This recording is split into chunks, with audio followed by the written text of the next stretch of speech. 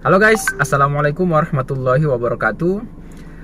Ada fenomena yang sangat banyak dialami oleh banyak youtuber, khususnya youtuber pemula saat ini. Ya termasuk saya juga sih, karena saya juga pemula dan memang merasakan fenomena yang saya sebutkan tersebut. Fenomena tersebut adalah ketika youtuber telah mengupload banyak video, tapi subscriber dan view-nya itu tidak nambah, atau subscribers dan view-nya itu tetap sedikit. Nah, ini fenomena yang sangat banyak terjadi bagi youtuber, khususnya untuk youtuber pemula, termasuk saya, karena ini juga adalah pengalaman pribadi saya. Pengalaman pribadi tersebut telah saya rasakan beberapa tahun yang lalu, namun karena saya stop, sehingga pengalaman tersebut terulang kembali dan saya kembali merasakan hal tersebut. Padahal dulu, di beberapa tahun yang lalu, hal tersebut telah berhasil saya atasi. Namun itu terulang kembali dan saat ini saya kembali mencoba untuk mau mengatasi hal-hal tersebut. Jadi, yang merasakan hal yang sama, mari kita atasi hal tersebut secara bersama-sama pula. Tapi sebelum itu, yang baru gabung, jangan lupa subscribe untuk berlangganan dan dukung terus channel saya. Dan mari sama-sama berkembang di dunia per-YouTubean ini sampai kita semua bisa gajian di YouTube. Oke? Nah, teman-teman youtuber pemula, ada sangat banyak hal yang menyebabkan kenapa ketika kita sudah mengupload banyak video tetapi view-nya tidak naik-naik, atau view-nya mengalami penambahan yang hanya sangat sedikit. Dan itu tentu saja membuat kita kecewa sebagai youtuber yang telah mengupload banyak video. Nah, tentu saja hal yang paling utama menyebabkan hal tersebut terjadi adalah karena pihak YouTube atau pihak algoritma YouTube sangat minim merekomendasikan video-video kita, atau sangat minim menyebarkan video-video kita untuk ditonton orang lain. Kenapa? Karena faktor utama dari hal tersebut adalah retensi tonton atau durasi tonton video kita itu sangat kecil. Hal tersebut dianggap bahwa thumbnail yang kita gunakan adalah thumbnail yang clickbait dan isi video kita itu tidak menarik atau tidak bermanfaat sama sekali. Makanya itu sangat penting. Makanya di setiap video-video saya sangat sering menyarankan untuk membuat video yang menarik dan bermanfaat. Saya juga tidak tahu apakah video yang saya buat ini menarik atau bermanfaat untuk teman-teman youtuber semua. Tapi harapan saya video ini baik untuk ditonton, dan harapan saya juga video ini bermanfaat untuk teman-teman youtuber semua. Jadi saya tegaskan kembali kenapa view kita masih sangat sedikit, bahkan ketika kita sudah mengupload banyak video atau bahkan sampai puluhan ratusan video tapi view kita masih sangat sedikit. Yaitu tadi, karena pihak YouTube minim dalam merekomendasikan video kita untuk ditonton oleh orang lain.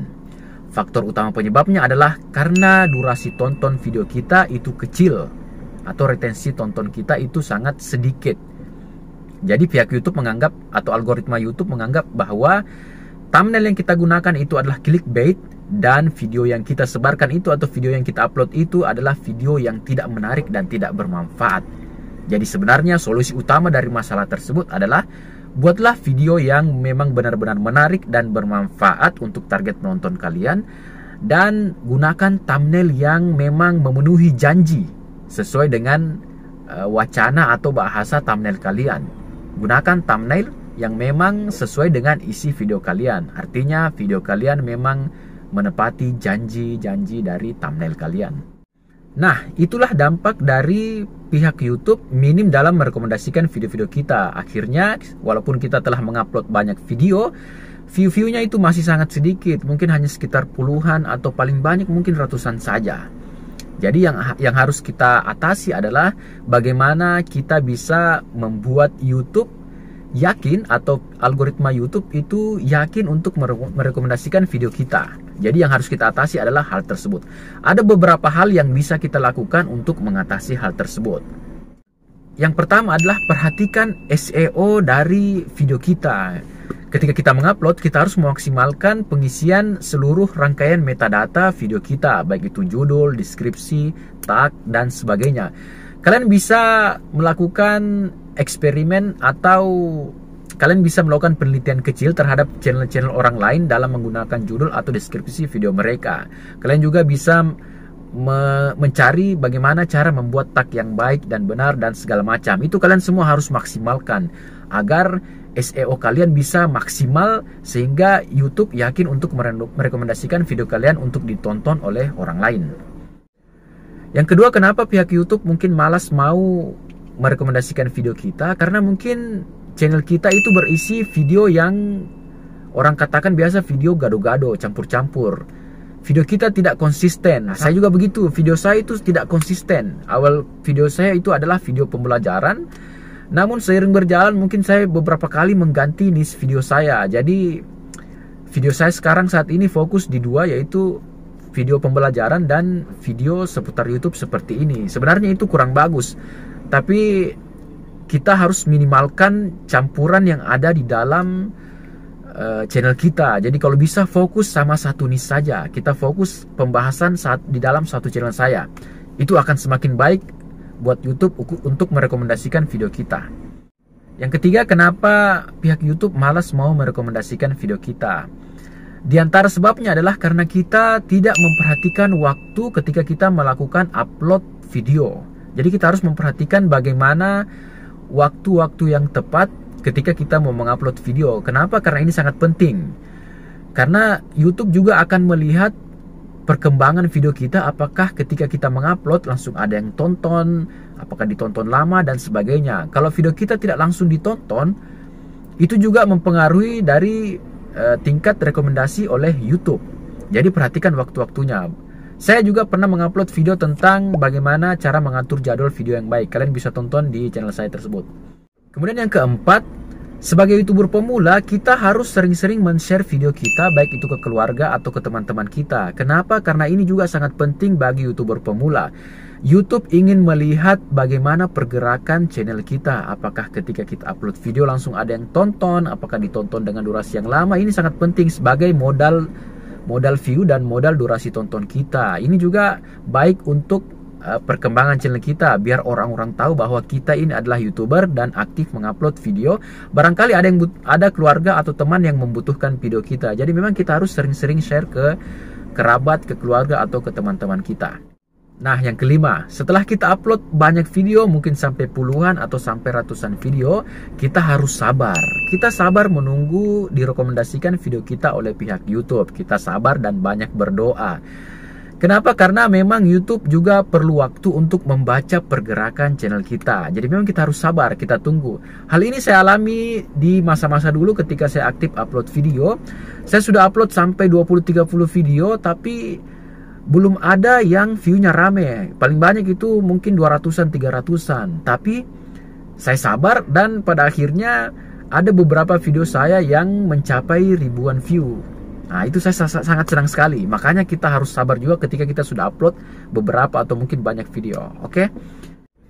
Nah, sebagai saran dari saya sebagai sesama YouTuber pemula, dan saya juga telah banyak belajar dari para senior dan saat ini sedang membangun channel bersama kalian, saran saya itu ada beberapa hal yang mungkin bisa saya sampaikan kepada teman-teman semua. Yang pertama, kita harus perbaiki video kita, buat video yang menarik, yang memang bermanfaat kepada target penonton kita. Jadi kita harus pandai juga menentukan target penonton. Kita buat video yang menarik dan bermanfaat untuk mereka, dengan harapan YouTube akan semakin menyebarkan atau merekomendasikan video kita kepada target penonton kita. Yang kedua, perhatikan SEO. Kita harus memaksimalkan metadata ketika kita mengupload video, atau mungkin video-video kita yang telah lalu yang metadatanya belum maksimal, ayo kita perbaiki. Kita perbaiki SEO-nya, kita perbaiki judul, kita perbaiki deskripsi dan yang lainnya. Yang ketiga, sebisa mungkin mari kita konsisten. Kita konsisten upload video mungkin setiap hari, 2 kali seminggu atau 3 kali seminggu. Kita konsisten juga dengan video-video kita.